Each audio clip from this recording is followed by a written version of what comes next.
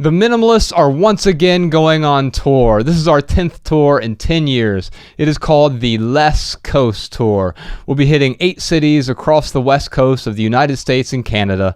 For more details, head on over to theminimalists.com/tour. We'll see you soon. This podcast has bad words. I mean, the older I get, the more I feel that our bodies are like conduits for our minds to make love. You know, and so the actual the sort of point of contact might be our bodies, but what's really interesting is what's happening mentally and emotionally, psychologically, and all that exploration. You know. But I think maybe that's a sign of diminishing testosterone or something, because when I was younger, it was much more like, oh, look at that body. Oh, my God, I want to squeeze this. And and was that in your book where you wrote about the transgender person Yeah. who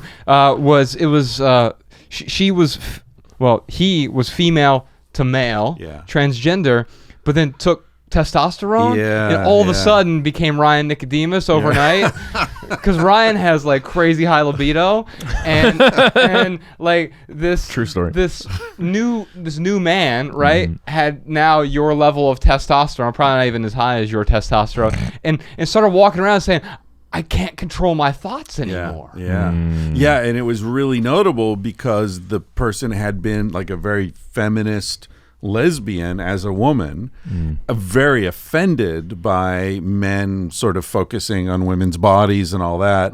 Like she it was an episode of This American Life. I can't remember the person's name, but she talked about being on the subway in New York as a woman and seeing a woman she was attracted to and thinking, she looks nice. I wonder what's that book she's reading. I wonder what we'd talk about if we hung out, and and nice shoes, And then when the testosterone was kicking in, she'd see a woman on the subway and just be like, tits. Yeah, those tits. I just want to squeeze those tits, And she said that, or he said that it gave him great compassion for adolescent boys, right? To realize like you're intoxicated with this stuff, you know.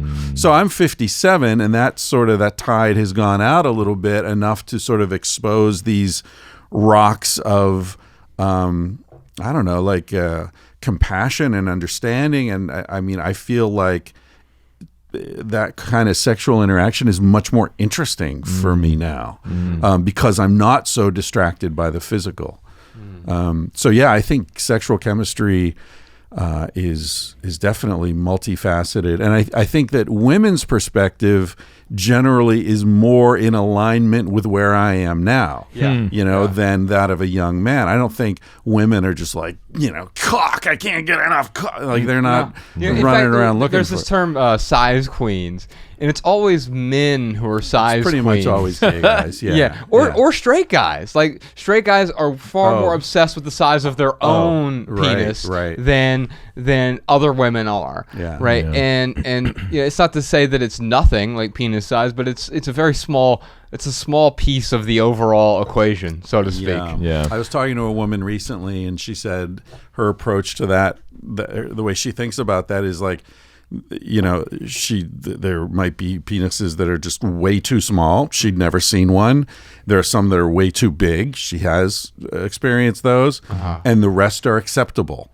And she doesn't even notice differences within the acceptable range.